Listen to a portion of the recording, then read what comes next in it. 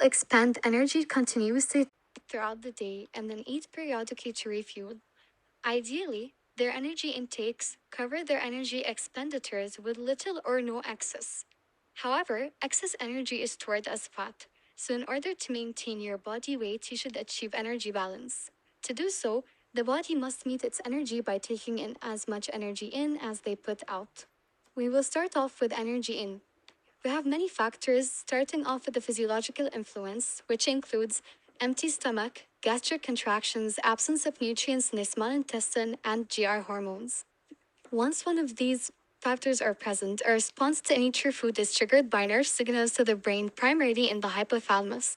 Next, we have our sensory influences, which include the smell, taste, and sight. Once our brain and senses are aware of the presence of hunger, one will eventually seek food and start their meal. We then reach to the cognitive influence stage, where one continues their meal and keeps eating. The next influence is the post-ingestive influence. As food enters the GI tract and hunger decreases, satiation occurs. As receptors in the stomach stretch and hormones such as cholecystokinin become active, the person begins to feel full. And this feeling is the feeling of satiety, which continues to suppress hunger and allows a person to not eat again for a while. As satiation tells us to stop eating, satiety reminds us to not start again. Now, the amount of how long you're going to keep this feeling for depends on what you ate. For example, protein is very satiating. In fact, too little protein in diet can leave a person feeling hungry.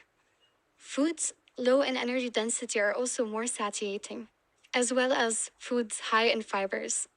In contrast, fructose in sugary drinks seem to stimulate appetite and increase food intake. Although fat provides little satiation during a meal, it produces strong satiety signals once it enters the intestine. It also releases cholecystokinin, which signals satiety. Now that we have consumed our meal, we will move on to energy out. Energy is expanded out of the body in three different ways, the first one being the basal metabolism, second is physical activity, and third is food consumption. 50 to 65% is expanded through basal metabolism, 30 to 50 is on physical activity, and 10% is on thermic effect of food. Metabolic activities include the lungs inhaling and exhaling, the bone marrow making new red blood cells, the heart beating 100,000 times a day, and kidneys filtering waste. In short, they all support the basic process of life. This is measured using the basal metabolic rate, also known as BMR. For men, we use the equation 10 times weight in kilograms plus 6.25 times height in centimeters minus 5 times age plus 5.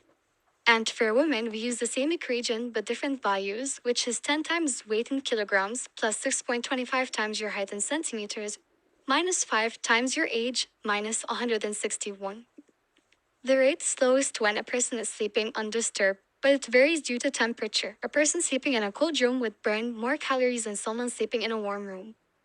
A similar measure of energy output is called the resting metabolic rate, also known as RMR. It is slightly higher than BMR because its criteria for recent food intakes and physical activities are not as strict. Many factors affect your BMR. The factors that increase your BMR include your height. The taller you are, the higher the BMR. Stress, fever, smoking, and that's why when people quit smoking, they gain weight. Environmental temperatures, too hot or too cold, both increase BMR. Premenstrual hormones, as well as muscle mass. The higher the muscle mass, the higher the BMR. Now, moving to factors that decrease your BMR, which include age. The more you age, the lower the BMR. Starving or fasting, and finally sleeping, which we have mentioned earlier. Now we move to the second component of a person's energy output, which is physical activity, like voluntary movements of the skeletal muscles and support system. Physical activity is the most effective and most unchangeable, and it influences on both weight gain and weight loss. During physical activity, the muscles need extra energy to move, and the heart and lungs need extra energy to deliver nutrients and oxygen, as well as dispose of waste. The amount of energy needed for any physical activity, whether playing tennis or studying an exam, depends on three different factors: the muscle mass, body weight, and activity. The larger the muscle mass and the heavier the weight of the body part being moved is, the more energy is expanded. We finally move to the last component, which is thermic effect of food. When a person eats, the GI tract muscles speed up the rhythmic contractions. The cells that are manufactured and secrete digestive juices become active, and some nutrients require energy to be absorbed. This acceleration of activity requires energy and produces heat. It is known as the thermic effect of food and is usually estimated to 10% of total energy.